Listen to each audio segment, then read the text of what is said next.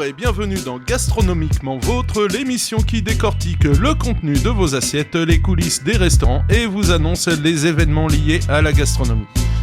Tel un ingénieur de la NASA derrière sa console, il contrôle notre trajectoire et nous dirige sur la bonne route. Bonjour Mathieu à la réalisation. Bravo.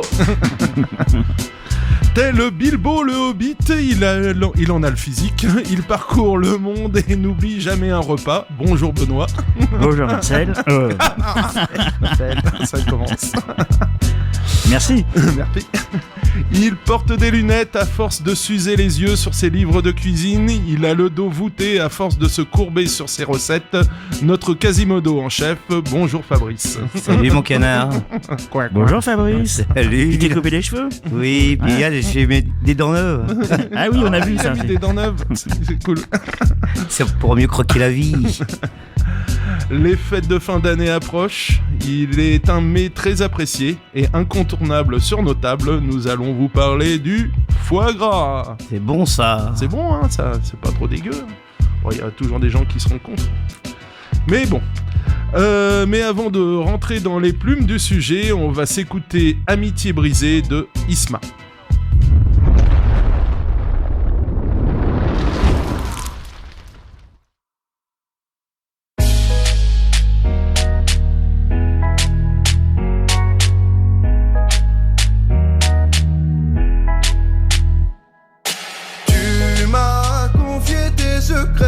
Tu m'as même donné la clé.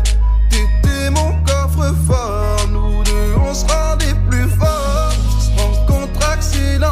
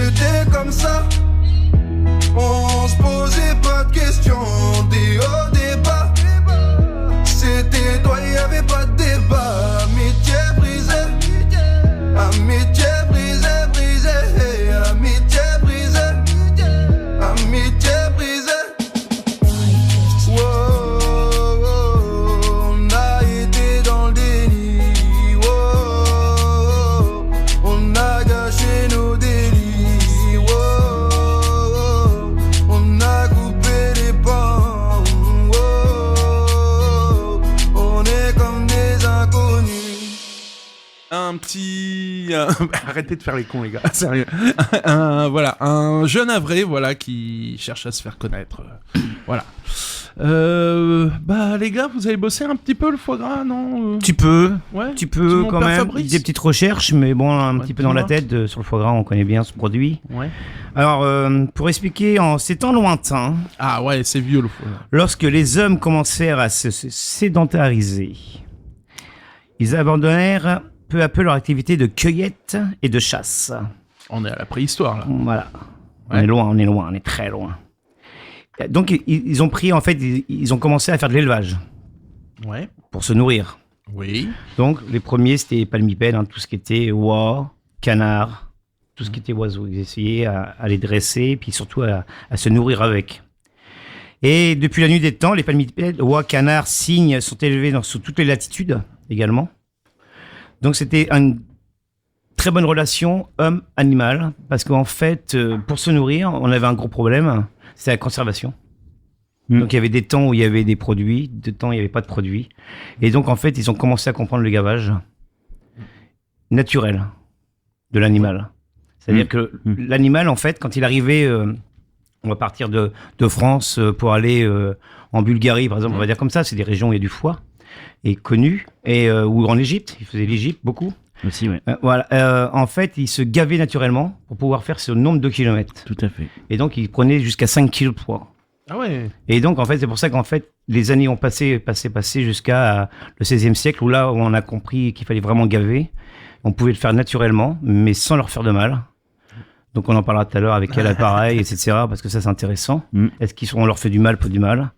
Et donc, en fait, ils ont vu qu'en fait, ils se gavaient. Donc, en les tuant, ils se sont dit, tiens, c'est bizarre, c'est rempli de gras, que les nôtres, non. Donc, en fait, grâce à ça, ils ont commencé à faire du confisage. Voilà. Le premier confisage, donc ça permettait à garder la viande très longtemps. Donc ça, c'est l'histoire du foie Ouais. gras un Et peu. puis Après, on utilisait aussi en même temps les graisses pour remplacer ce qu'on appelle chez nous maintenant le beurre, les matières grasses. Ouais, alors ça Végétal. c'était bien après chez nos ça. amis juifs, ça. Ouais. C'était après, ouais. Ouais, Mm. d'accord. Et, Bon, les excusez-moi. premiers, Je reviendrai tout à l'heure. C'était les premiers. Ouais, parce qu'en fait, la religion juive interdisait les autres matières. Voilà, le beurre sur la viande, donc ils utilisaient la graisse de canard. Et ouais, les premières traces écrites égyptiens, si je me rappelle. Ouais, c'est ça, ouais. Égyptiens, on a trouvé des traces écrites chez les Romains, donc moins 2500 avant Jésus-Christ jusqu'au début de notre ère. Donc ouais, sympa. Et pourquoi? Et les Romains, ça s'est diffusé. Moi, j'ai regardé. Enfin, ça c'est ma culture personnelle. Hein. Pourquoi on trouve du foie gras même jusqu'en Angleterre? C'est grâce aux Romains qui eux utilisaient ça comme moyen de conservation, le foie gras. Ça se conservait très bien dans des jarres en terre cuite. Ils recouvraient de gras et ça leur permettait de transporter des vivres et de traverser les contrées très très loin, sur les routes romaines justement. Et jusqu'en Angleterre, ils ont exporté le foie gras. Donc on en trouve quasiment sur toute l'Europe, enfin maintenant partout dans le monde entier. Et pour le foie, entre autres, des volatiles, en fait, dès qu'il y avait quelque chose au niveau des Égyptiens, il fallait tuer un animal, Sacrifice. un sacrifice. Et en fait, ils ont remarqué que le foie, c'était vraiment la partie la plus grosse et la plus prisée, en fait. C'est tout ce qui était à bas était prisé. Et donc, en fait, ils ont remarqué que c'était bizarre d'en tuer à l'époque petit et à une époque des gros. Donc, en fait, ils ont compris qu'on pouvait les conserver longtemps, quoi. Et donc, ça a servi aussi après comme à momifier, etc., à comprendre le principe. Ouais, enfin voilà, c'est vieux le foie gras. Des chiffres, je sais pas si moi j'en ai quelques-uns. Ouais, on sait que Ouais. on est le plus gros consommateur de foie gras au monde. Et le plus gros producteur. Ouais, 70%, je crois. Ouais, 71, 72. On consomme 71% au niveau mondial, ouais. Et tout ça quasiment au mois de décembre. C'est pour ça que je trouvais que le sujet était bien amené pour cette belle saison. Et là, c'est 95%, ouais, je crois. Ouais, ah, t'as 95 toi? Ouais, de fin d'année. Ah oui, en 95 en fin d'année, Ouais. je veux bien. Et sur l'année, ça doit être 71, ça doit être sur l'année. Mm. Et oui, t'as raison, j'ai les mêmes chiffres. Et production mondiale, 27 116 tonnes. Alors c'est un chiffre de 2011, production mondiale. Production française cette même année, 20 000 tonnes. Donc on est vraiment les plus gros producteurs, les plus gros consommateurs de foie gras. Donc c'est marqué même dans notre constitution, je crois, que le foie gras De toute façon, je pense fait que partie du repas traditionnel. ça fait surtout partie de notre patrimoine culinaire. Culturel. Et en plus, il est classé, patrimoine Oui. de la gastronomie. Ouais, hein. le menu français est classé à l'UNESCO, effectivement. Ouais. Qu'est-ce qu'on a de rigolo sur le foie gras Quel volatile déjà? Alors, quel volatile? Parce que t'as parlé de cygne tout à l'heure, on fait du foie gras de cygne? Non. Non, mais en fait, les cygnes, c'était, ils ont compris qu'en fait, ils se gavaient aussi. Ça se gave, un cygne. D'accord, je savais pas. Ouais, ça se gave. Les Romains ça mangeaient serait des intéressant. Le cygnes. cygne, oui, ils mangeaient du cygne. Ouais, Donc, les Romains mangeaient et du c'était cygne un mets, même sous nos rois, c'était un mets de luxe, le cygne. Mhm. Voilà, c'est en fait les grosses volailles qu'on peut voir en. Donc, Bah, c'était- oui, voilà, oui. c'était- maintenant, c'est fini, maintenant. on Merci mange du Fabrice, cygne. je sais ce que c'est qu'un Les cygne. cygnes. Non, mais je suis pas sûr. T'as pas été souvent la forêt de Montjean. Si, Sauf mais- la nuit. Mais oui, voilà. C'est pas pour les mêmes raisons. Ah, ouais. voilà. C'est gratuit, c'est pas cher. Elle est charmante, ton épouse, je trouve. Et oui, alors les volailles canarois. Ouais. Voilà, surtout Principalement. canard. Hein. De grande Canard école. dans le sud-ouest. Mm. Et l'oie principalement à Alsace-Lorraine. C'est souvent. Ouais, en fait, c'est la grosse bagarre. Hein. Ouais, c'est deux Qui- grandes écoles en fait. Qui a découvert le foie gras en France l'Alsace Ouais. ou le Je crois que sud-ouest. c'est un peu tout le monde. La légende, les oies du Capitole, quand même pour info, à Toulouse, ils ont réintroduit la variété l'oie du Capitole. C'est une petite dame qui fait ça. J'ai eu la chance de la rencontrer. Alors c'est des gros bébés, ça fait facilement 1m60 au garrot. C'est pas les oies qu'on a l'habitude de voir. Hein. C'est un bon oie, quoi. Ah oui, quand on disait que ça permettait de surveiller Ouais, et c'est de sympa. garder la maison, c'était pas faux. Donc elle a réintroduit cette variété. Ça a un foie énorme, c'est des foies qui dépassent le kilo chez les oies du Capitole. C'est faux, parce qu'une oie, foie gras d'oie, D'oie, c'est autour c'est des 800... Ouais. Entre 600 et 700 grammes. Ouais, voilà. C'est ça. Et puis Un un canard, canard, c'est ça va beaucoup faire plus entre 350 et 450. Exactement. Oh, il est bon. Ah oui, mais il a bossé quand même. J'ai cru Non, qu'il est non, venu les mains dans les poches. ça c'est dans ma tête ça. Ça, il en achète. Il en achète pour ça. Je sais pas, 2-3 petites recettes, enfin des méthodes de cuisson, du moins. Il y en a plein. Il y en a plein. Alors, Ça c'est pareil, c'est plein d'écoles, plein de façons de faire. Alors, déjà, même pas obligé de le cuire. Cru, carpaccio. Ça se fait. Ouais, moi j'aime Ah pas ouais, trop, je suis pas fan. C'était justement Jean-Pierre Coff, c'était son gros truc, ça. Le foie gras super frais qui la bête tuée du matin et il servait le foie gras coupé finement sur des tranches de pain, juste assaisonné. Alors il y en a aussi pas mal en campagne du sud-ouest qui le mettent dans de l'aluminium avec du poivre mignonnette, un peu de sel, et qui le laissent une demi-journée comme ça. Comme Oui. ça, le poivre et le sel cuisent. Ouais. Comme Voilà, ça, ils ouais, peuvent le ça- tartiner. Alors, ouais. il y a au sel, ça j'en ai déjà Ça fait. en cru, voilà, c'est Au pas sel, mal. c'est sympa. En gros, c'est on met le foie directement dans du gros sel pendant 48 heures et ensuite on le rince, on le met dans une terrine avec du gras de canard, tout simplement, et on laisse prendre au frigo. Et après, on découpe cette terrine directement. Après on a Zéro au torchon, cuisson. notre traditionnel au torchon. Ouais. Au torchon, donc mi-cuit ou en ballotine. Mi-cuit, oui. Ouais, on va dire Normalement, mi-cuit. mi-cuit. Ouais. C'est un mi-cuit, donc en ballotine ou au torchon. Donc papier film alimentaire ou une petite mousseline. une Voilà, petite au gaze. torchon même aussi. Enfin, Au torchon, au vrai torchon. Ouais. film alimentaire plus torchon. Torchon. Et puis, Hop, Dans un poché bouillon. Dans l'eau. Ouais, dans l'eau. Ça... Je sais pas si Ouais, le mais il y a bouillon des trucs amène sympas quelque chose, aussi. hein. Vous avez déjà essayé à ouais, mettre. Vous mettez du vin rouge dans le bouillon. Alors, Ah oui, ça donne la petite collée. ouais, moi j'en ai fait. Rosé. C'est pas mal, ça. Rosé, rosé. Alors, ouais, j'ai fait un concours culinaire, moi, sur ça, sur cette recette-là, de foie gras cuit dans un vin d'épices. Donc, un vin comme un vin de Noël, là. Un vin chaud. liquoreux. Un vin chaud. Un vin chaud, d'accord. Un vin chaud, donc badiane, Avec cannelle. cannelle, voilà. badiane, etc. Donc, légèrement sucré, mielé. Le foie gras entier comme ça, non torchon, rien du tout. Avec Ouais, poché, vraiment encore les poché. veines et les petits nerfs qui sont dedans. Donc poché directement et donc en fait la réduction du vin ça a toujours un petit saveur de réglisse et donc j'avais pris des petits réglisses et j'avais fait des torsades dessus et un craquelin de réglisse à côté et donc on avait fait un concours de cuisine avec une photographe, c'était les mains du cuisinier et la vue de la photographe. D'accord. C'est C'est joli sympa. ça. Joli. Ah oui, alors, Alors, il y en a qui le cuisent au four aussi, en terrine. ouais, en terrine au four. Alors la Moi, recette c'est ce que je fais. Je la fais recette du de, cuit. la recette de Bocuse est intéressante. Ah. C'est four 220 degrés. Oh, chaud. Ouais. Ouais, 250 même, moi. Ouais, moi j'avais 220 Ouais, sur mon Bocuse. 250, on l'éteint. Four éteint, on met dedans Voilà. au bain-marie Mm. et on le laisse. Ah ben c'est ce que je fais moi. Ah, voilà. Voilà, C'est Bocuse. c'est ma technique. Température à cœur, vous connaissez enfin sûrement, oui, je Oui. pense, mais à cœur pour avoir un mi-cuit ou des choses comme ça. 64. Ouais, c'est entre 55 et 65. D'accord. Enfin, je bosse comme ça au thermomètre. Moi, j'ai le cul à la vapeur. Voilà, il y a aussi ça. Ça, je suis tranquille. Ça, j'ai jamais fait. Ouais. Ouais. C'est marrant. Ouais. Ouais, papier film, à la vapeur. Et voilà, donc il y a un temps de cuisson par rapport Oui. au poids, Ouais, voilà, c'est ça, c'est ouais, tout. ouais. Mais je le cuis alors. Mi-cuit, c'est 64-65 à la vapeur, 72 pour avoir un foie gras cuit. Faut savoir que les Français sont de moins en moins mi-cuits. Ouais, enfin, ouais. Parce qu'en fait, on a peur de tout ce qui était bactéries alimentaires, voilà. Ah donc, bah, faut pas oublier qu'il y a le fiel. Hein, on est sur le foie et le fiel, c'est pas ce qui, c'est salmonellose et compagnie. Si c'est mal, c'est maltraité, ouais, monsieur maltraité. Sorare, ouais, Ah bah, la qualité des foies, justement.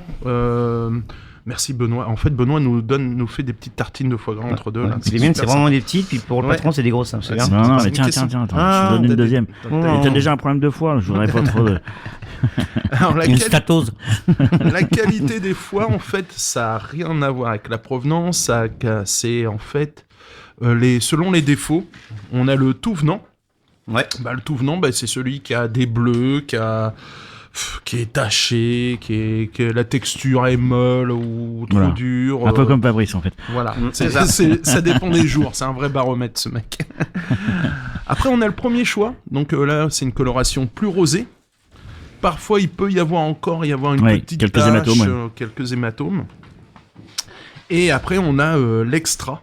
Alors l'extra, là c'est zéro défaut. Et ça définit le prix, quoi. Donc Alors, après tout dépend. Moi, j'ai tout un dépend truc à de ce dire qu'on aussi sur la qualité. Il y a aussi, il faut faire attention au poids. fait. Oui. Ouais. Un gros foie, c'est pas forcément. Voilà, de qualité. et un petit foie non plus. Je pense qu'il faut vraiment qu'il fasse Ah, entre 350 et 450 grammes pour un canard. Exactement. Ouais, en même temps, c'est quand même beaucoup d'organes. Hein. Oui, enfin ça dépend. J'en parlais à ma femme, elle était pas d'accord. Et sur la taille du foie, qui sont bêtes. La taille du foie, moi, je regarde beaucoup, c'est la texture. Alors, je donne mon astuce. Moi, j'ai tendance à appuyer dessus quand ils sont emballés, bien sûr, et voir l'élasticité du foie. Si le foie reprend sa forme, il y a de fortes chances qu'on est sur une bonne qualité de foie. S'il est trop dur, c'est qu'il est trop gras. Si la marque du doigt reste dedans, c'est qu'il est pas assez gras, justement. Alors, qu'est-ce que ça fait s'il est trop gras? Parce que ça, il faut qu'on explique aussi. Ah bah, la cuisson, c'est, voilà, on a un bain n'a plus d'huile. grand-chose. Ouais, on a un bain d'huile, ça rétrécit un maximum Alors, la cuisson. Alors, la cuisson, poêlée, par exemple. Un poêlé, si on voilà, là, les morts. faut du top Ouais. qualité pour Alors, faire un foie gras poêlé. il y a des méthodes parce que il y a beaucoup de restaurateurs qui font du foie gras, ça on le sait tous. Il y en a des bons, il y en a surtout des mauvais. Et parce qu'en fait, ils comprennent pas les textures de foie gras. Et quoi mettre avec le foie gras? Un alcool, pas d'alcool, voilà. Et les cuissons, les cuissons de foie gras, en fait, si vous prenez un tout venant, c'est vraiment moins cher. Il y a une méthode de le faire mariner avec un peu de gélatine en poudre, ce qui permet de fixer la graisse. Ça, c'est pas faux, ouais. Donc ça permet de fixer la graisse et de ne pas avoir de perte, parce que si on le cuit en papier film, la graisse ne peut pas sortir. Ouais, mais par exemple, Voilà, tout elle venant- peut pas, si on le sert bien, elle peut pas. Et donc le tout venant va être nickel, parce qu'en fait la graisse va être figée d'entrée de jeu. Et après c'est juste la température idéale de cuisson qui doit jouer le jeu. Après si vous prenez un extra, c'est sûr qu'il y a moins besoin. Ah ouais, non, c'est... Après, le prix au kilo est pas le même. Voilà. Les ça prix au dépend- kilo, ça vous dépend connaissez ce un qu'on peu veut. aussi, peut-être? Alors, les prix au kilo, alors, sachant qu'on s'est pris 2 grippes aviaires l'année dernière et l'année d'avant, les prix sont enflammés et surtout sont pas redescendus. On parle bien de foie gras de Cru. canard cru. Hein. Cru, Cru, ouais, oui. voilà. Cru. Attention. Hein. Et là, en ce moment, 28, le tout venant. tout venant, ouais, 28, entre 28 et 30. Moi, je suis sur des premiers choix. Alors, sur du Ça frais, tourne en hein. 35, ouais, du frais.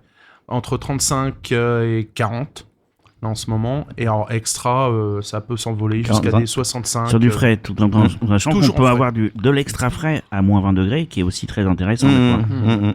Et des, surgelé. on peut En aussi- surgelé. ce qui est sympa aussi, c'est les vénés, quoi, maintenant. Ah ouais, alors, Oui. et véné. Alors, événé ou dévéné ou énervé ou dénervé non, c'est ou... des veines. C'est Oui. des veines. Donc dévéné, événé. C'est la même chose. Le terme est bon. Mm. D'énervé, non. Non. C'est Non. faux. Il y a C'est- un autre terme, les gars. Ah, effilé, non. Non. Limoné.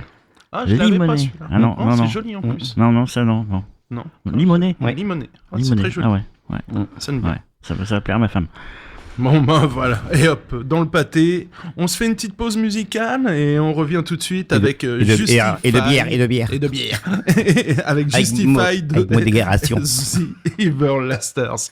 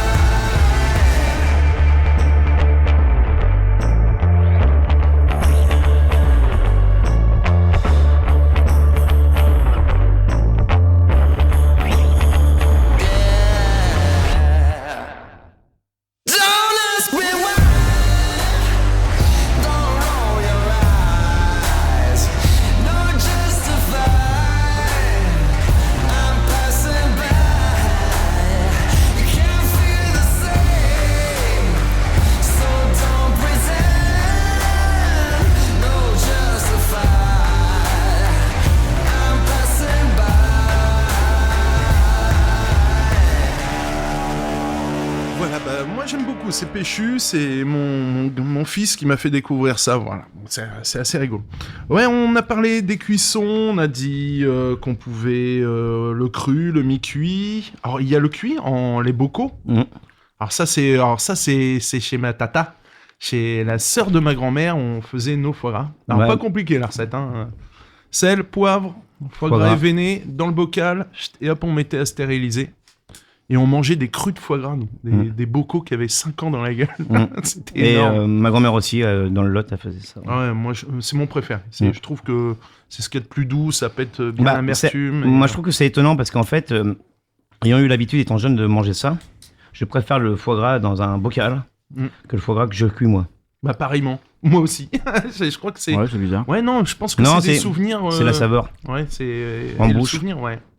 Et la texture, hein, c'est la texture. C'est du beurre. Hein. Ouais, c'est du beurre. Voilà, c'est bien du beurre de foie gras. Ça, et poêlé. Donc, poêlé, c'est, comme on le disait, qualité du foie gras. Et faut rester à côté, surtout, quoi. Faut bien maîtriser la cuisson. Pané ou pas, je sais pas si ça recrache. Ouais, il y en a qui les farinent aussi. Moi, je farine. Je farine. Ou une petite chapelure, ouais, de pain d'épices. Je pense que le fait de fariner, ça aussi, ça accentue la coloration et qui peut être sympa pour une présentation. Pour avoir du croustillant, peut-être un peu plus de croustillant. Ouais, puis ça évite aussi un peu la graisse de partir. Alors, ce qu'on n'a pas parlé... Alors moi, j'ai entendu qu'il y en a qui cuisaient au Mickey. Au Mickey, c'est quoi le Mickey? Au micro-ondes. Au micro-ondes? Oui, moi je le fais, ouais. Superbe, magnifique. Ah non. Alors... Magnifique. Alors j'ai vu aussi des chefs qui font du foie gras poêlé et souvent les gens en aiment. Enfin, soit qu'on aime ou on n'aime pas parce que bien souvent c'est gélatineux au milieu. C'est cette texture un peu de marmelade en fait. C'est vraiment. Et donc j'ai vu des chefs qui poêlaient leur foie et ensuite ils passaient quelques secondes au micro-ondes pour cuire l'intérieur. Finir la cuisson à l'intérieur. Mais je trouve ça un peu dommage, moi. Je sais pas. Alors moi je le fais en papier film. Non, au micro-ondes. Ah oui. Tout simple, hein, tu mets sel, poivre. Alors pour aller, moi je fais souvent des blocs de 750 grammes. Ça fait deux lobes. Deux lobes, ouais. Deux lobes entiers. Sel, poivre. Toujours, moi j'aime bien un petit coup de gélatine, ça va sur le truc pour la qualité. Après on parlera des marinades, parce que c'est un sujet très intéressant, qu'on va pas être d'accord. Ça je vais m'amuser. Ouais. Et en fait, je le mets au micro-ondes pour un 750 grammes, je le mets 1 minute 30 à 800. Ah ouais, c'est rapide. Je le laisse 3 minutes et je remets 30 secondes. Pour finir. Et il est nickel. Joli. Et ça dans sa terrine. Ouais, je dans le micro-ondes. demanderai, je vais essayer. Oui, mais tu le mets dans une terrine avant. Ouais, papier film. Papier film. Ah, roulé directement comme un torchon. Ouais, ficelé, voilà, sur les extrémités, bien pressé. Et c'est nickel. T'en as parlé tout à l'heure, t'as parlé un peu du gavage. Je pense que, il faut en parler. Il faut savoir que le gavage, alors, déjà les oies, alors je connais pas les variétés d'oies. Généralement, sur le canard, c'est du mulard. Oui, c'est ça. Qu'on prend pour le gavage. Un croisement de 2 canards. Ah, dis-moi. Oui, le mulard, c'est un croisement du Barbarie et du Pékin. Ah. Ou de la canne de Rouen. Oui, les cannes, bien souvent, c'est un canard et une canne. Ah, voilà. Et donc, c'est en fait, ces 2 canards, le Barbarie et le Pékin, ce sont des gros canards. Donc, c'est des canards de 5 kilos, donc c'est pour ça que ça fait des beaux foies. Les canards gras. Ouais. Non, le canard gras, c'est le mulard uniquement. C'est parce qu'on l'engraisse. Il devient gras parce qu'on l'a engraissé. Oui. Voilà, sinon, il n'est pas gras.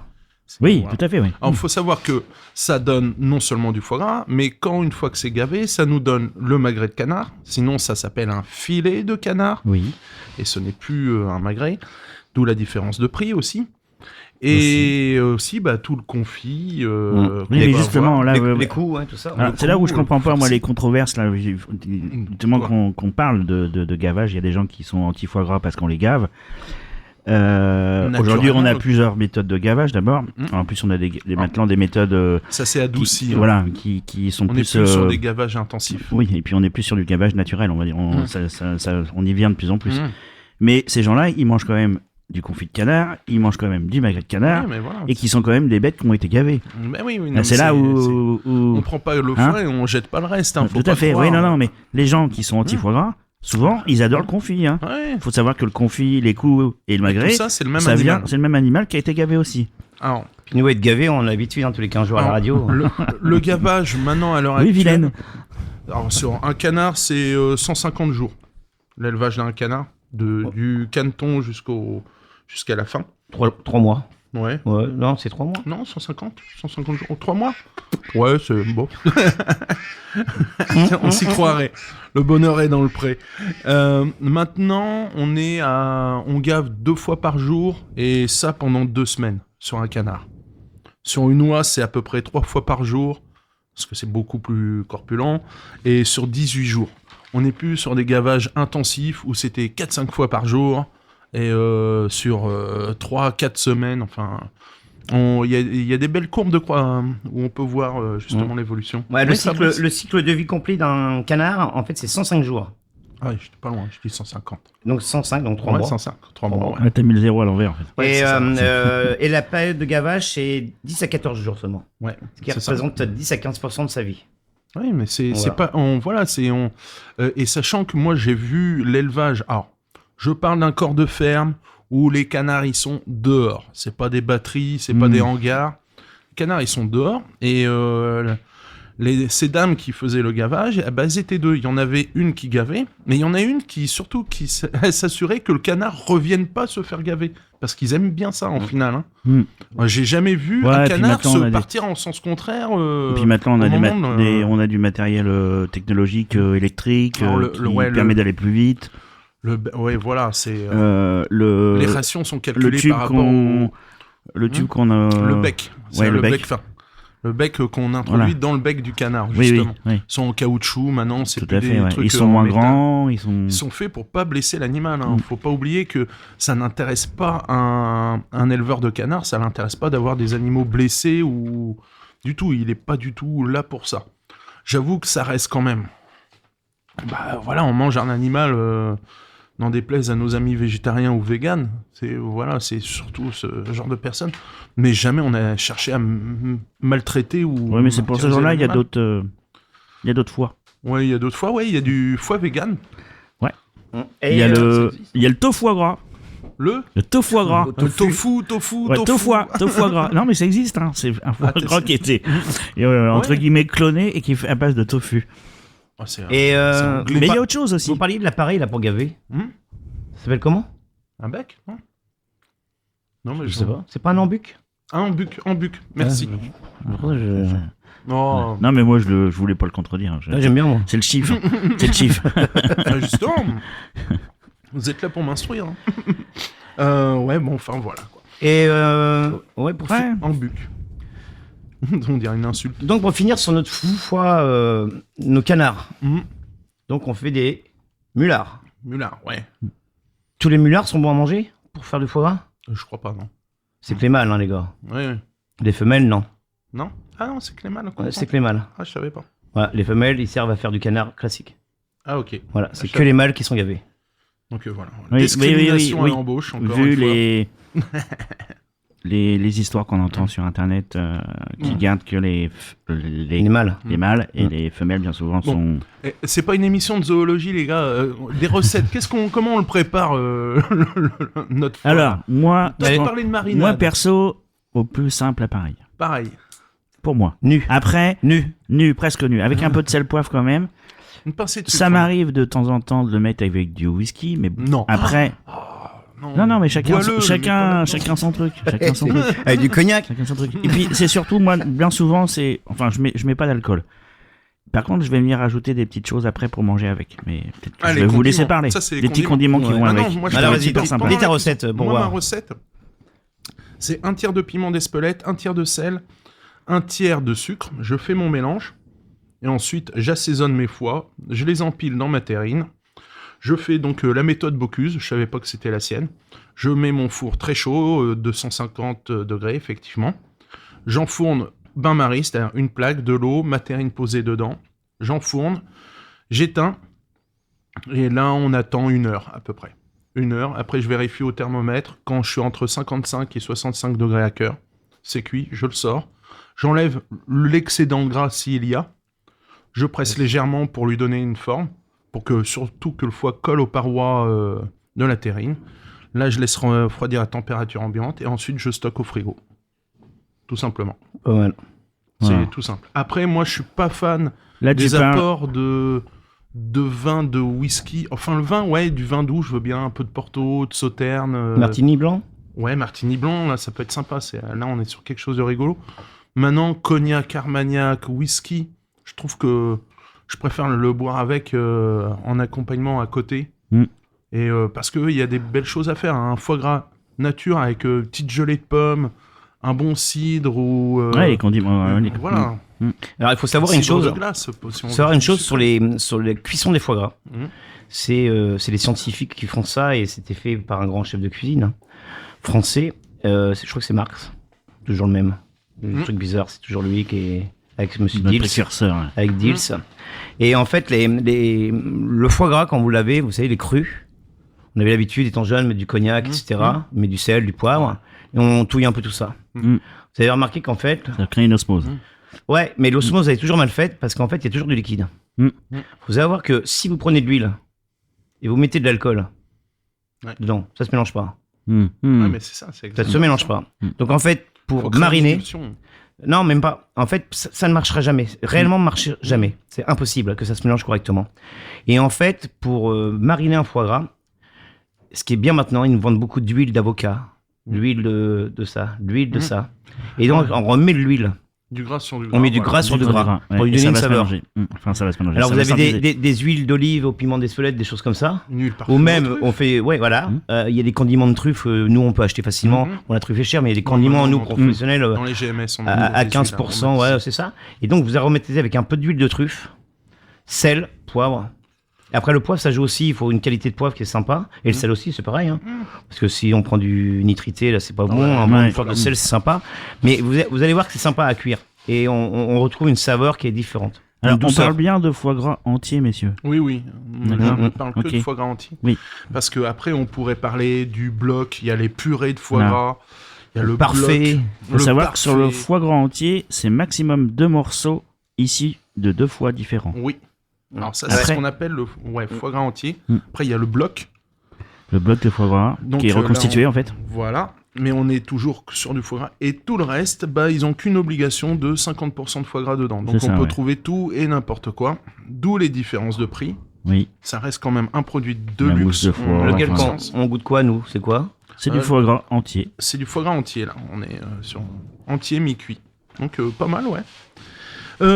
Sinon, on en parlait tout à l'heure indirectement. Je suis allé trouver sur le net lefoiegras.net.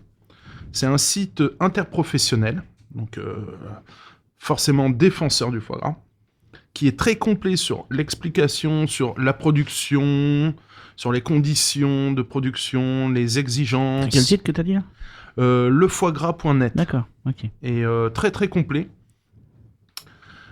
Forcément, et après il y a tous les sites de grands producteurs de foie gras, on va en citer 2 ou 3, il y a la Berry, Delpera, Rougier qui est le plus gros moi producteur. j'ai saveurpassion overblog.com aussi. Qui est pas mal, ouais. J'ai Excusez-moi. Pas mis trop le nez dedans. Oui, il y a une petite vidéo en ligne où on peut la retrouver sur YouTube aussi pour apprendre à déveiner ou évener. Ouais. Le lobe, et c'est vraiment très très bien fait, c'est super bien expliqué. Le foie gras, c'est deux parties. Oui. Il y a le petit et le gros lobe. Tout à fait. Sur la pièce entière. Ceci étant, maintenant, bien souvent, on les trouve déjà événés. Oui, généralement, on les trouve événés. Tout ça pour des raisons d'hygiène. C'est pour éviter le fiel, et donc on les trouve très souvent événés, ustensile de cuisine qui va autour du foie gras, j'ai pas trouvé grand chose. Le fil à couper le beurre. Ça a l'air bête, mais je l'ai marqué, le fil à couper le beurre pour vous faire des belles tranches si vous voulez. La belle terrine là, qu'on pouvait acheter avant en émail, c'était sympa. C'était les terrines rougies, on fabriquait les terrines avant de faire du foie gras, c'est cool. Ah d'accord. Et les belles terrines qu'on aime en fonte. Orange là. Orange, elles sont jolies. Ça casse facile, ça boit de la fonte. Là, c'est de l'émail autour, c'est ça, c'est émaillé. Le fameux, la sonde thermique, le thermomètre, j'ai regardé, ça démarre à 9 €, donc je pense que c'est le petit accessoire qu'on peut s'acheter si on veut faire ses foie gras maison. C'est assez sympa. Ça vous permet, en plus, c'est pas que pour le foie gras, après si vous voulez contrôler la cuisson de votre volaille à cœur, etc. Puis c'était de température. Petite sonde. Voilà, on sonde. Aussi, Bon, attendez, je l'attendais. C'est pour ça que j'ai pas parlé de dinde. Oui, et de dindon. Et de dindon, on va faire serre le dindon. Enfin voilà, des accessoires. Je sais pas, vous en avez d'autres, vous? Adresse, t'as trouvé autre chose aussi, là? Ah non, moi j'ai été fouillé autre chose, moi. J'étais fouillé dans le sens pour les gens qui sont anti-foie gras, on va dire. De canard et intéressant, j'ai pas bossé là-dessus, justement. Je suis parti un peu là-dessus, et du coup, aujourd'hui, on va parler de Fabrice un petit peu, on va parler de Baudroie. Baudroie, la Vilaine. La Lotte. La Lotte, voilà. Donc, aujourd'hui, on fait du foie de Lotte, du foie de Lotte façon foie gras. Ça se fait. Ça se fait. Donc, en terrine aussi. Oui. Non, et puis, il y a le foie de morue aussi. Ouais, le foie de morue, oui. Ça, j'en ai fait ça, ouais. Ah oui, ça, c'est pas mal, hein. Foie de morue. Tarama, non? C'est pas... non, c'est du... Non, c'est les œufs de poisson. C'est les œufs de cabillaud, monsieur. Avec de l'huile et du pain de la morue, pour nous, effectivement, c'est le cabillaud aussi. C'est la même chose. D'ailleurs, pourquoi on l'a appelé cabillaud à la place de morue? Parce qu'il était pas salé. Pas salé. Non, il n'y a pas que ça. C'est parce que c'est une désignation commerciale qui marche. Ouais. Qui fonctionne beaucoup mieux que la morue. La morue, c'était aussi une insulte. Maintenant, c'est très dur d'avoir du cabillaud. Ouais, du bon cabillaud. C'est dur. Okay. Ouais. Parce que c'est choy. Donc c'est pas des cabillauds. Par contre, de la morue, c'est assez facile d'en avoir. Ouais, il y en a plein les rues. Enfin, chez nous, on en a du cabillaud. C'est au Havre, tu en trouves du cabillaud. Donc le foie de morue, le foie de Lotte, c'est super bien. Et vous savez que quand il cuit, Fabrice, il le sait, je pense, ça devient orange. Oui. Et ça peut être super sympa, ça, pour faire une déclinaison, pour faire des petites surprises au niveau des fêtes de fin d'année. Ouais, le seul truc, c'est que c'est super compliqué à assaisonner. Ah. Ouais, et puis il faut pas trop. C'est acre et amer. Oh. Vous savez, un peu comme les abats de poisson. Quand on. Nous, cuisiniers, souvent ça nous arrive, malheureusement, quand on fait un poisson, on a les viscères, puis on on peut le toucher, quoi. Et même mettre à la bouche un doigt ou un truc comme ça. Et c'est ça. Donc, en fait, il faut bien savoir le saler pour le dégorger. Et surtout bien varier le sucre, le sel, les assaisonnements. Après, oui, voilà. Mais après, on peut le faire aussi poêlé. Hein. On peut le faire aussi en cuit et après on fait une lamelle. C'est très bon. Et plus il est orange, plus la qualité de fraîcheur est au rendez-vous, en fait. Ah bah. Mais ça, c'est bien pour les gens qui sont, entre guillemets, contre le foie gras aujourd'hui. On peut se rabattre sur du foie de poisson, en fait. Hein. Et qui est, je pense, très bon aussi. Hein. On a les mêmes textures, et c'est surtout le même grain, on peut retrouver. C'est surtout aussi moins cher, beaucoup moins cher. Bah oui. Donc la lotte kilo de foie frais, ça vaut entre 6 et 8 euros aujourd'hui, le kilo. Ah oui. Le foie de morue, c'est un tout petit peu plus cher. Puis c'est plus petit aussi, donc il en faut plus. Par contre, il y a un gros travail à faire dessus. Ouais. Ah bah, on est là pour la morue, oui. Ouais, puis c'est normal ça. Même surtout l'autre. Alors, en fait, le terme, tu vois, limoné, c'est souvent sur. Bon, bien sûr, on le déveine, on le limonne, et le terme limoné, c'est vraiment précis. C'est tout ce qui est riz de veau, etc. Tu sais, les petits vaisseaux qui sont là. Donc et en fait, tous les foies, il y a toujours des petits vaisseaux qui traînent, mais vraiment les tout petits. Et c'est ceux qu'on n'enlève pas. Mais sur le poisson, il faut surtout les enlever parce que c'est de l'amertume à fond de buse. Hein. Même sur le foie gras, le canard. Hein. Mais c'est vraiment un truc de fou. Hein. Et foie vegan, non, t'as pas trouvé? Non. À part le tofu, tofu canard, le tofu canard, le tofu gras, le tofu gras. Ah, j'aime beaucoup. Non, mais je vais aller potasser le truc, ça peut être marrant. Et on n'a pas parlé. Dis-moi. Le foie gras, on le mange avec quoi? Avec les condiments. Les condiments. Ouais. Est-ce qu'on peut faire du terre-et-mer aussi? Imaginez. Oui, moi j'aime bien. J'en ai vu. Hein, J'ai vu on n'a pas parlé de notre. On n'a pas parlé de notre Rossini. Rossini, bah oui, c'est. On n'a pas parlé non plus du tourneau de canard avec un médaillon de foie gras au milieu. C'est pas mal aussi, ça. Oui, on peut inverser. Alors, faut savoir filet de bœuf Wellington. Aussi. Il y a du foie gras là-dedans. C'est pas une Duxelles. C'est la Duxelles et foie gras. Oui. Ah, Duxelles et foie gras. Sauce foie gras aussi. Sauce foie gras. La sauce foie gras. Ah ouais, sauce foie gras. Ah bah je sais ça, j'en fais. Sauce foie gras. Ça c'est bon ça. Foie gras. On n'a pas parlé de pizza aussi. Ouais. Moi je sais qu'il y a des pizzaiolos sur le Havre qui font. Il y a un ou deux tarés qui gersoise. Et la gersoise. Parce que moi je connais des gens qui habitent à 400 km. Monsieur Capel, s'il vous plaît, laissez-moi parler. Michel est excellent pizzaïolo. Hein. Il faut savoir aussi qu'il est aussi du Gers.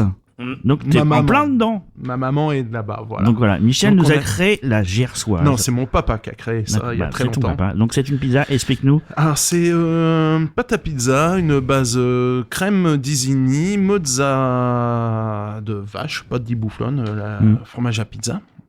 Et dessus, on dépose des lamelles de magret de canard sans le gras, salé poivré, et au milieu, une belle tranche de foie gras mi-cuit, donc du coup qu'on va recuire. Et je mets ça au four pendant 3-4 minutes, et voilà quoi. Quand il l'a pas oublié. Voilà. Quand je l'ai pas oublié, voilà. 3-4 minutes, je l'ai déjà oublié en fait. Non, mais voilà, c'est quelque chose de relativement simple. Et quoi, 65 euros, 70 euros la pizza, non? Non, faut pas déconner. Ah bon, quand même pas. D'accord. Peut-être proche des 20, mais faut pas non plus pousser mémé dans les orties. Non, je suis loin de ce tarif. C'est bien, en plus, une carte de fidélité, on est 20%, donc c'est bien. Avec ce que vous piquetez chez moi, elle est foutue la carte. On va venir le jour de notre anniversaire, on a 50%. Ouais, c'est bon, on fait pas la promo. Je suis pas venu pour faire la promo de la maison. Le foie gras, les condiments, on en parlait. Alors, la figue. Ouais, alors, vous savez pourquoi Parce qu'on gavait les oies avec des figues. Voilà. Les Romains gavaient les oies avec des figues. Ouais, c'est ça que je voulais entendre, monsieur. Ça, je le savais. D'où la fameuse figue gelée de coin, des pommes. Qu'est-ce qu'on fait? Plein de choses. Moi, je fais des petites marmelades de fraises. Je trouve que la fraise, ça marie très bien avec le foie gras. Les fraises, très très bon. Mais pas en confiture. Vraiment en marmelade. Un truc. Entre la compote et la confiture. Moi, je fais un chutney. Chutney, c'est pas mal. De mangue, ça peut être sympa. De mangue, justement, mangue et pignon de pain. Ah ouais, joli. Ça, j'achète. Et côté terre-mer, non? Terre-mer, moi, je faisais une salade terre-mer. Donc je faisais saumon fumé, foie gras, magret fumé, crevettes. Basique, Non mais c'est sympa, les gens aiment bien. Tout à fait. Ouais. Ça fait une assiette terre-mer. Je peux citer le restaurant parce qu'il est fermé là maintenant. C'est pas pour ça. C'était l'ancienne propriétaire qui faisait un foie gras mi-cuit et langouste, queue de langouste. Donc la queue de langouste au milieu du foie gras. Ouais. Et si, c'était top. C'est bizarrement, il y avait un vrai contraste. Sur le moment, j'étais choqué quand c'est arrivé dans l'assiette. Et après, quand j'ai goûté, non, j'ai énormément apprécié. C'était la pomme cannelle à Montpellier. Ah oui, c'était bien, qui faisait ça. La première, ouais. La première, c'était génial. Elle faisait ça super bien. Bon, enfin, ça donne fin tout ça. Bon, on va se refaire 2-3 canapés, on va boulotter quelque chose et on va s'écouter sans haine, sans armes et sans violence, un petit rapport avec l'actualité de Ashanka et les Saltimbanques. Sans haine, sans armes et sans violence, de résistance en désobéissance. C'est une évidence, nos vies n'ont plus aucun sens depuis que nos rêves sont indexés sur le prix de l'essence. C'est une évidence, nos vies n'ont plus aucun sens depuis que nos rêves sont indexés sur le prix de l'essence. La fronde commence sur cette place, ces casques lourds qui nous font face. Nous les défions, folie ou inconscience, sans haine, sans armes, sans violence. Nous sommes d'une espèce non protégée. Notre obsolescence est programmée. Nous devons disparaître de leurs étals avant liquidation totale. Nous devons disparaître de leurs étals avant liquidation totale. Sans haine, sans armes et sans violence, de résistance en désobéissance. C'est une évidence, nos vies n'ont plus aucun sens depuis que nos rêves sont indexés sur le prix de l'essence. C'est une évidence, nos vies n'ont plus aucun sens depuis que nos rêves sont indexés sur le prix de l'essence. Sans aucune condition de ressources, ils voudraient que l'on parte au pas de course, acheter des biens de grande consommation au premier tir de sommation. Que nous leur portions cette marchandise, objet de toute leur convoitise, leur précieux, leur cœur de cible, du temps de cerveau disponible. Oh qu'ils chérissent ce temps, ce cœur de cible, ce temps de cerveau disponible.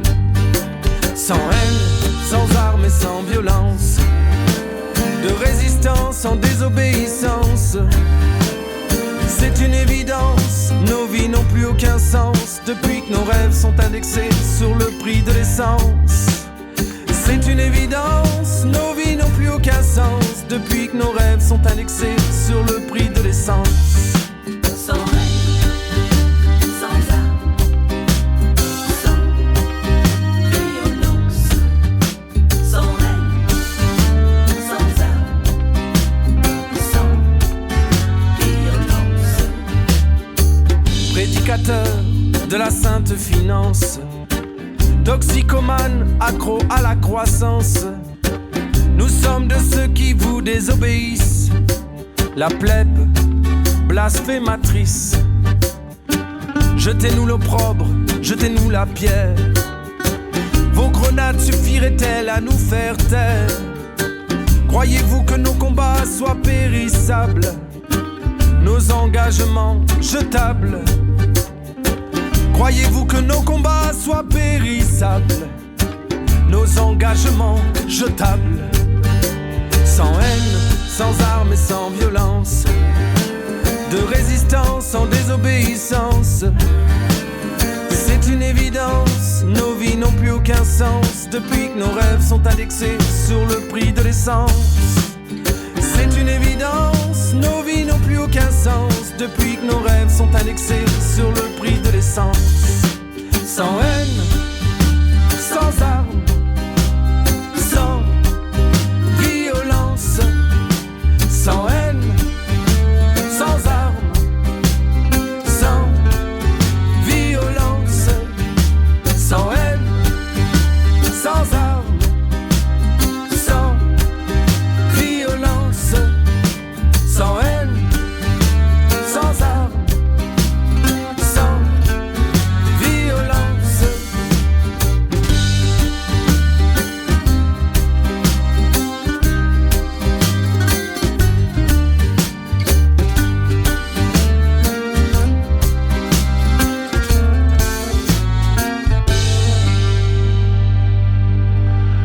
sans haine, sans armes et sans violence sur Westrack Radio, le haut-parleur des Havrais. Bon, on s'étale un petit peu trop comme le foie gras.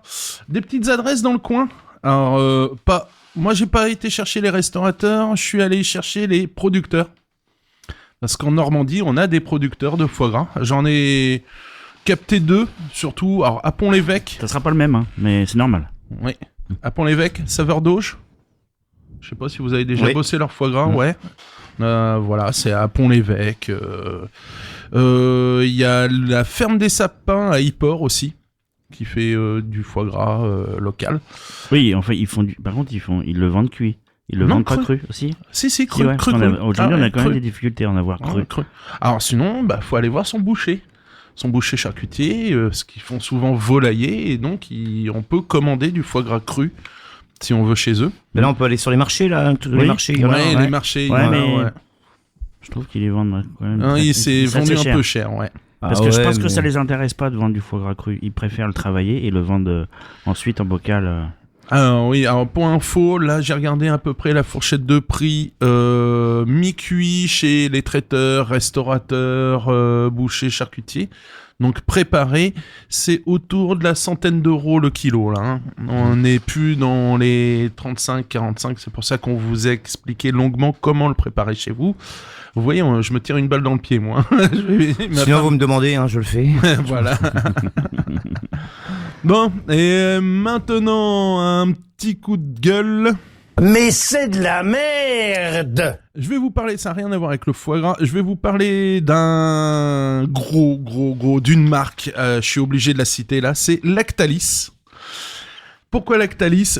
Tant pis, je me prendrai un procès au cul. Non, mais pour l'instant, c'est que j'ai toutes les infos que je vous donne, je les ai trouvées, sur le net, dans les journaux, qui possèdent de nombreuses filiales, pour les citer, Président, Galbani, Lactel, Bridel, Société, les Roquefort Société, le Camembert le Petit, le Salakis, Grain d'Orge, etc. Donc, vous voyez, c'est un mastodonte quand même. Hein.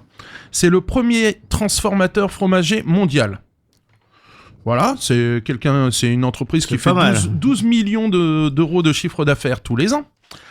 Et en 2017, on trouve des traces de salmonelle dans du lait infantile, qui a contaminé une dizaine de nourrissons quand même. Hein. Je vous pose la base. Et là, fin novembre, début décembre, donc à l'heure actuelle, on apprend qu'ils ont une deuxième tour qui doit fermer parce qu'ils ont trouvé des traces de salmonellose. Alors, rapport interne, et dans ce rapport, ils disent non, c'est que le matériel, c'est pas ce qu'il y a dedans. Alors, sachant qu'il y a pas très longtemps, ils ont balancé 800 millions de litres de lait contaminé dans notre alimentation. 8 millions, non, de tonnes, pardon, 800 000. Je sais plus. Voilà, donc... Krasuki. Ouais, je sais plus le chiffre. 1 256 000. Et là, ils vont nous faire... Non, mais c'est un truc de dingue. 1 million. Là, ils nous disent... Alors là, c'était pour la première tour. Et là, ils nous disent... Ils ont trouvé des traces de salmonelle dans la deuxième tour. Dans combien de kilos ? Ah, mais là, c'est des millions de tonnes. C'est un truc de cinglé. Enfin, bref. Mais en millions de tonnes, ça fait combien, Michel ? Ouais, je vous merde. Bref, Lactalis, la DGCRF, l'association des victimes, c'est-à-dire des parents de ces enfants, se renvoient la balle parce qu'il y a des traces qui ont disparu, des preuves qui ont disparu, des documents qui ont disparu, bizarrement, hein, au moment où ils sont en plein procès. Et là où je m'insurge, c'est que la production continue. Ils n'ont pas fermé cette foutue deuxième tour à Craon en Mayenne là. Donc ça continue de tourbiner, on ne sait pas si ça a été nettoyé, on ne sait pas si ça a été... Enfin, voilà, donc je vais vous rappeler quand même que monsieur Emmanuel Besnier, dont la famille gère le groupe Lactalis, ont un patrimoine quand même de 12 milliards d'euros. Donc s'ils ne trouvent pas les ronds pour nettoyer leurs foutues usines, c'est un peu dommage, je trouve. Donc voilà, c'est le petit coup de gueule que je voulais pousser. Et t'en bois souvent de ça ?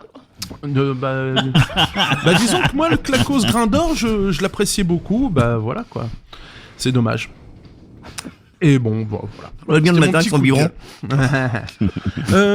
Des événements liés à la gastronomie. Bon, il y a tous les marchés de Noël. Alors, aujourd'hui, samedi, il y a celui de Montivilliers, qui dure le 7, 8 et 9 décembre. Il y a celui de Saint-Jouin aussi, aujourd'hui. Qu'est-ce qu'on a encore ? Ah bah il y a la marche mondiale pour le climat. C'est quand même cet après-midi à 14h, donc si vous savez pas quoi faire, vous n'êtes pas obligé Enfin voilà, ça dépend de vos convictions. Il y a le marché de Noël à Évreux le 13 au 16 décembre, à l'hôtel du département. Et celui-là, il est sympa, c'est un marché fermier. Donc producteurs locaux... c'est pas des assos, quoi. Ouais, voilà. Et surtout des produits peut-être un peu plus poussés.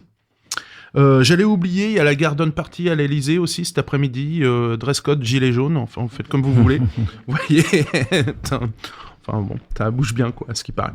Soirée pool party, je sais pas trop quoi, et canon à eau, j'ai pas trop bien compris. Enfin, la soirée mousse aussi, non ? Soirée mousse sûrement, ouais. Moi j'avais un truc à dire sur un restaurant, Ouais, vas-y. Chez Tartarin. Oui. Dis-moi. Donc, notre ami. Oui. J'étais mangé à sa brasserie. Oui, alors dis-moi, le retour. Alors, le retour. Très bien accueilli. Ah.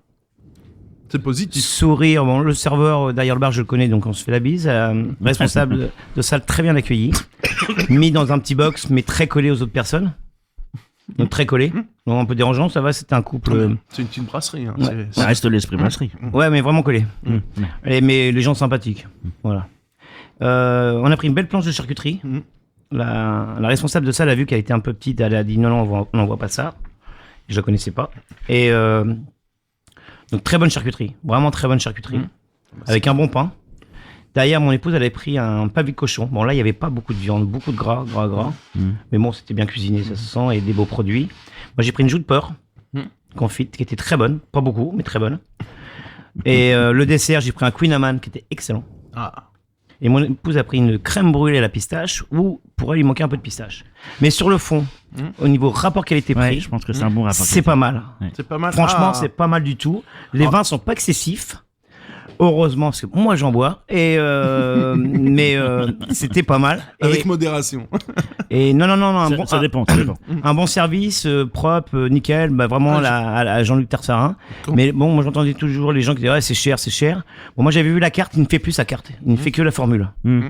Donc voilà, c'est vraiment très bien. Moi je trouve que c'est pas mal. Et le service pas trop long. Non, super, agréable, bien, discret. Mais quand c'est tout nouveau, faut laisser aussi le temps au restaurateur de s'adapter, de prendre son rythme. C'est comme une locomotive. Mais et puis il y a toujours des anti-tartarins, il y a toujours des anti-étoilés, il y a toujours de la jalousie. Mais c'est vrai que moi je me parlais avec des fournisseurs qui là, c'est vrai que bon là, c'est une brasserie, mais c'est quelqu'un qui aime bien les beaux produits, donc il met les mêmes qualités de produits que son restaurant quoi. Donc c'est pour ça, voilà. C'est peut-être pour ça que les portions sont petites, c'est JP en cuisine. Ouais, c'est ça, c'est JP en cuisine. Ouais, tant que les pommes de terre sont cuites, ça vient pas mal. Croquant, fondant, moluant. Non, c'était vraiment très bon, mais c'est petit. Peut-être que c'est le problème, il est là. Peut-être qu'il prend une petite qualité inférieure et le travailler aussi bien, quoi. Voilà. Ah bah, c'est bien, un bon retour en finale. Ouais, j'ai bien aimé. Bon. Bah voilà, l'émission se termine, les gars. Merci Mathieu pour la réalisation. Il est en train de digérer, là. Il s'endort. Merci Benoît. Merci Michel. Merci mon P Fabrice. De rien, moi j'ai le foie qui se dilate et j'ai la hâte. Joli. Vous avez écouté Gastronomiquement Vôtre sur West-Track Radio, le haut-parleur des Havrais. Vous pouvez réécouter cette émission sur west-track.com avec les liens de tout ce qu'on a pu raconter. Ouais. Oh, joli. Ou sur notre page Facebook avec des recettes, des scandales, des offres d'emploi, bref, un peu tout. Et on va avec Se quitter, ça va vous plaire ça les gars. J'aime pas travailler de Soufrif Maracas. Et comme disait Joël Robuchon. Et bon appétit bien sûr. Travailler plus, gagner plus, j'aurai moins de temps. Le temps c'est de l'argent, j'aurai moins d'argent. J'aime pas travailler debout. J'aime pas travailler assis. J'aime pas travailler à genoux. J'aime pas travailler du tout. Moi ce que j'aime c'est glander. Quand je glande faut pas m'emmerder. Et pour être sûr de me lever tard, tous les soirs je me fume un pétard. J'aime pas travailler patron. Tu crois que je te prends pour un con? Ça fout le sud, hein? Tu aimerais bien me virer si je t'avais laissé m'embaucher. J'aime pas travailler debout. J'aime pas travailler assis. J'aime pas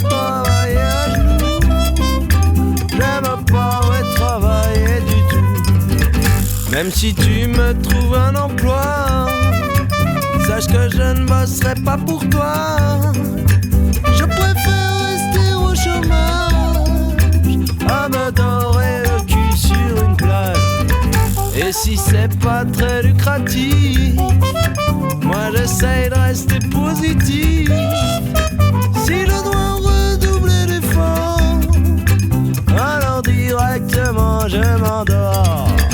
J'aime pas travailler debout, j'aime pas travailler assis, j'aime pas travailler à genoux, j'aime pas travailler du tout. Et si un jour, un beau matin, je dois m'en aller au turbin, je prendrai mes jambes à mon cou et je partirai pour le Pérou.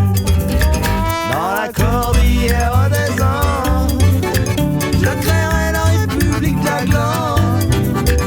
Travailler sera interdit, maximum syndical garanti. Ce sera un pays sans banque.